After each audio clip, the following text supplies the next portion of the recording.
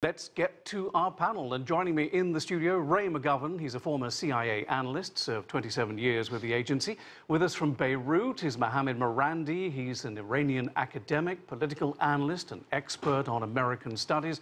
Joining us from Havana, Cuba is Carlos Alzugaray. He's a former Cuban diplomat and educator.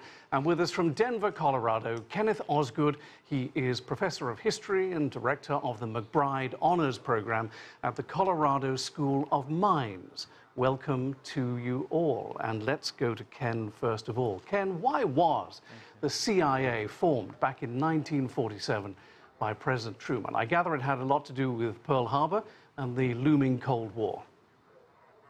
Absolutely. You hit two of the most important factors right off the head. One of the key considerations in the aftermath of the Second World War was trying to prevent the country from being surprised again by a major attack or major international crisis.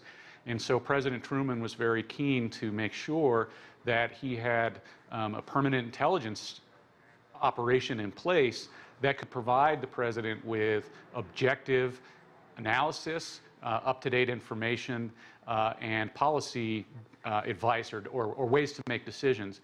In addition, there was the looming Cold War with the Soviet Union, and already Americans were becoming quite concerned about Soviet interventions in Eastern Europe, various communist movements around the world, and so they were concerned of finding a way also to combat those methods in a covert kind of way.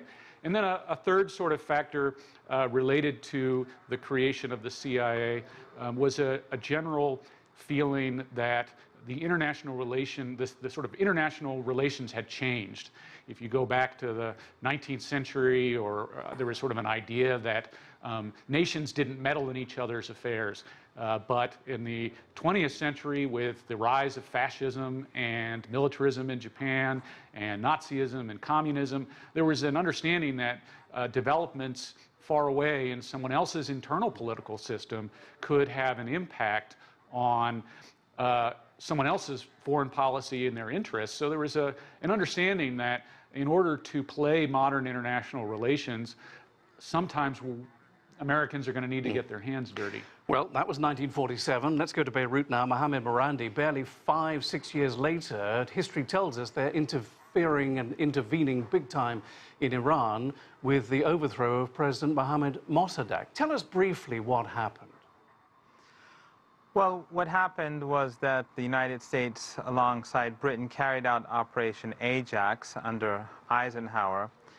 And what they did basically was that they bribed people in the Iranian government, in the military, business people, people in the media, and they also paid money to thugs to support the government, but support them in a way to discredit the government, to attack people.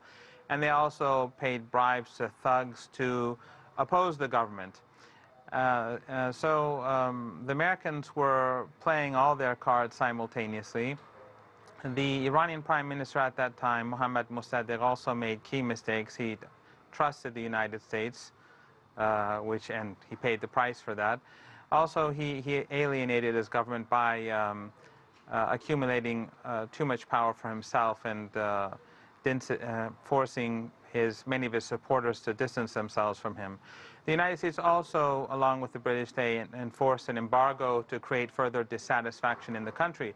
So, and after, of course, the coup, which was a very successful coup, unfortunately, after the coup, the United States helped the Shah. They brought him back to power, and they created Savak, the notorious secret police of the Shah, which helped him stay in power for a good 25 years before the revolution.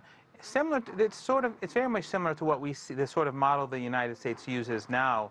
For example, in Venezuela, they tried to put pressure on the economy, impose sanctions, create dissatisfaction, and in other countries, it's a model that the Americans have used time after time, and it's what the Americans have been trying to do after the revolution in Iran too now. But of course, the United States today is much weaker, relatively speaking, than it was in 1953. Well, it is interesting that you mentioned Venezuela because Nicolas Maduro, the president, has recently expressed concern that the CIA may be interfering in his country much more in the future with the issues that the country faces at the moment. But we can maybe touch on that a bit later. I just want to hear from you, Mohammed. Why does this issue of what happened in 1953 resonate still so strongly with the Iranian people today? Why is that? It was a long time ago, after all.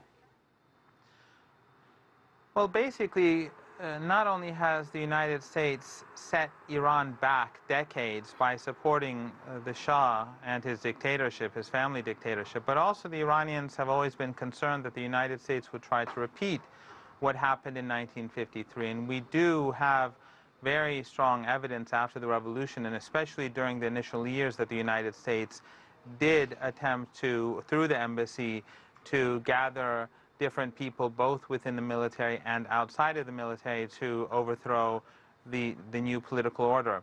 And in addition to that, we also know that the United States supported Saddam Hussein in his invasion of Iran, and also gave Saddam Hussein later on chemical weapons, along with the European allies of the United States, to fight Iran.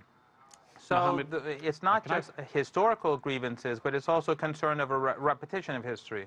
Mohammed, thank you. Let's bring in Ray McGovern now. Ray is with me in the studio in Washington, D.C. 27 years a CIA staffer.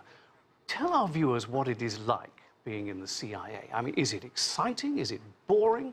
Are you for the administration that you serve, or are you secretly against it? Do you think you're doing God's work in the rest of the world? I mean, how does this play out if you're on the inside at Langley, Virginia? We were professionals. We weren't for or against any of the administrations. We guided ourselves by what we saw to be the truth.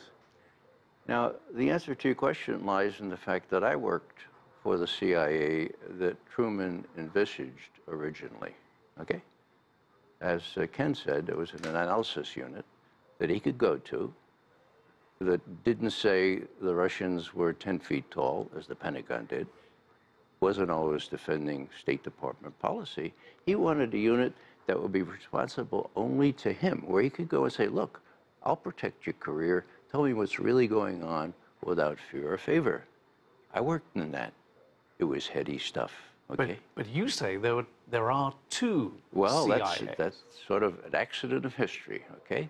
After the legislation was prepared to set up our analysis division, the swashbuckling fellows from World War II, let's not take anything away from the OSS, did many courageous and imaginative things. They came back and they said, all right, you know, we're experts in overthrowing governments. You have any work for us? Or should we go back to our universities, our corporation, our law firms? And of course, the Russians had already taken over Eastern Europe. The KGB was all over. So the answer was, you know, of course we need you. And then the cardinal mistake, what I call the structural flaw. They needed a place to put these guys. And we couldn't have a Department of Overthrowing Governments. So some not such smart person decided, well, we'll put them all in with the analysts. It was a structural flaw. It never could work. How could you have the director running a war in Nicaragua and have any of his analysts have any degree of credibility with Congress or anybody else as to whether this war was a good idea? It just doesn't work. If there is one country in the world that I think our overseas viewers associate with the CIA more than any other, then it is Cuba. So let's bring in Carlos Alzugaray, former Cuban diplomat. Carlos, this is a country from 1959 onwards struggling to get on its feet. It's a revolutionary country. The CIA, of course, very heavily involved in Cuban affairs, from lots of assassination attempts against President Fidel Castro to the Bay of Pigs, the failed invasion attempt. What was it like being in Cuba, knowing that your country was the focus of the CIA quite so much? Quite hard, because we knew that there was this intent on overthrowing the Cuban government, a Cuban government that enjoyed the support of the majority of the Cuban people. So obviously, and it became evident because there was a lot of reporting on that, about the plans in Guatemala to invade Cuba, which actually turned out into the Bay of Pigs, or we call Playa Girón, or the assassination attempts against Fidel Castro, or even chemical warfare. There have been cases of activities that can be clearly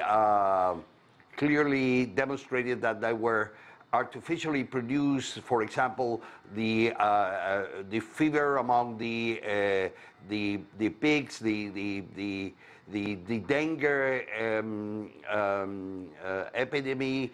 So there were many things that pointed to or created the suspicious, and in some facts the reality. I mean, the American government in the 1970s investigated the assassination attempts against Fidel Castro. So obviously we felt we were at war, and that there was a very powerful organization behind that war that was excluding nothing from its large bag of tricks to get rid of the Cuban government and even provoke a war in Cuba. Okay, we're going to take a quick break. Much more on the history and the role of the CIA when we come back.